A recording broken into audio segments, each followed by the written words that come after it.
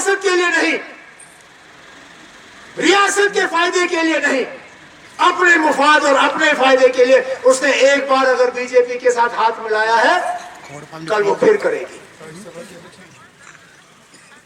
अब हुकूमत जाने के बाद सागर साहब ने सही याद दिलाया मुझे, हुकूमत जाने के बाद भी राज्यसभा में बीजेपी ने पीडीपी ने इसी बीजेपी की मदद की वाइस चेयरमैन के इलेक्शन में।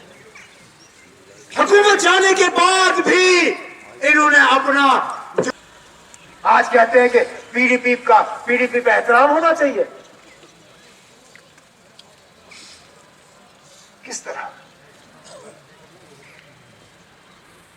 आप सिर्फ नेशनल कॉन्फ्रेंस को गाली देके, इसलिए मैं चाहता हूं कि मेरे साथी तंजीमी तौर ये बातें लोगों तक पहुंचाएं। उसका मेरे बने, मैं चाहता हूं कि दोबारा सबके लोगों की खिदमत करें। हम आने वाले जो इम्तिहान है सर, उसकी तैयारी करें। जमात में जहाँ पे मैंने अपनी तकरीर में कहा कहीं पे कमज़ोरियाँ हैं, खामियाँ हैं, उनको पहचान के उनका हल करना जो है वो ज़रूरी है।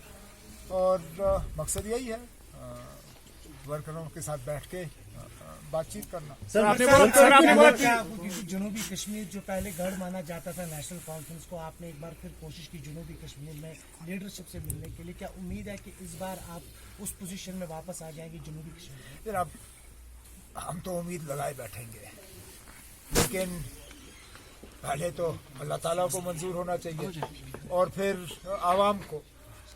हमारा फ़र्ज़ है और हमारा काम भी है कि हम अपनी बात जो है लोगों तक पहुंचाएं। और हम उम्मीद करेंगे कि इस बार लोग हम पे भरोसा करेंगे, क्योंकि पिछली बार ये सही है कि जनूबी कश्मीर से हम काफ़ी हद तक मार खा, और जिस पार्टी को जनूबी कश्मीर ने सबसे ज़्यादा सीटें दी, उस पार्टी ने जनूबी कश्मीर का क्या हाल किया वो आपके सामने है। मैं नहीं चाहूँगा कि यहाँ के लोगों को दोबारा धोखा मिले। हम यहाँ के लोगों को धोखा देंगे नहीं, लेकिन लोगों को हमारे एक बार फिर भरोसा करना होगा। उमर साहब कौन है पहले ये पता चले। अब हम कोई भी ऐसा ऑपरेशन नहीं चाहेंगे जिसका टारगेट यहाँ के आवाम को बनाया जाएगा। ये जो क्रैकडाउन्स और किलिंग्स और ज्यादतियाँ, इसको आप कोई भी नाम दें या आप इसको कोई नाम ना भी दें, तब भी जनाब हमारे तरफ से इसको कोई सपोर्ट नहीं दिया जाएगा। हमारी कोशिश ये रहेगी कि लोगों को अलग करने के बजाय हम लोगों को अपनी तरफ खींचने की कोशिश करें, उनकी नाराज़गी को हम समझने की कोशिश करें। आखिरकार ऐसा क्या है कि 2014 के बाद इतने बड़े पैमाने पे नौजवान जो हैं वो मेन स्ट्रीम को छोड़ के बंदूक पकड़ना पसंद कर गए, और उस नाराज़गी को समझने के बाद हम उसको दूर करने की कोशिश करेंगे। सर वो कहीं भी जा सकती है, उस हिसाब से तो मुझे नहीं लगता किसी को एतराज़ होना चाहिए। एतराज़ हमें इस बात पे है कि जब उनकी हुकूमत थी तो अब क्यों नहीं जा रही थी? तब तो वो कुछ कर सकती थी उनके लिए, तब तो वो चीफ मिनिस्टर थी, वो यूनिफाइड कमांड के हेड थी, मरकज़ में उनका चलता था, प्राइम मिनिस्टर के साथ उनका रवैया राफ्ता जो है ठीक ठाक था, डिफेंस मिनिस्टर के साथ वो टेलीफोन पे बात करती थी। तो जब उनके पास ताकत थी तब तो वो गई नहीं इनके पास, जब वो इनके लिए कुछ कर सकती थी तब वो गई नहीं। आज जबकि हुकूमत रही नहीं, आज जबकि आप उनकी पार्टी में भी अब हालत ख़राब है, आज उनको दोबारा इन लोगों के घर याद आए।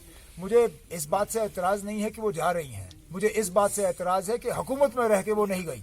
उनको ये बातें सिर्फ हुकूमत के बाद जो है ये याद आ जाती है। तो वोट के लिए कर रही है उमर साहब? उमर साहब अपनी मर्जी का मालिक है, वो जहाँ जाना चाहे जाए। मैंने कहा कि इसमें कोई बड़ी बात है नहीं।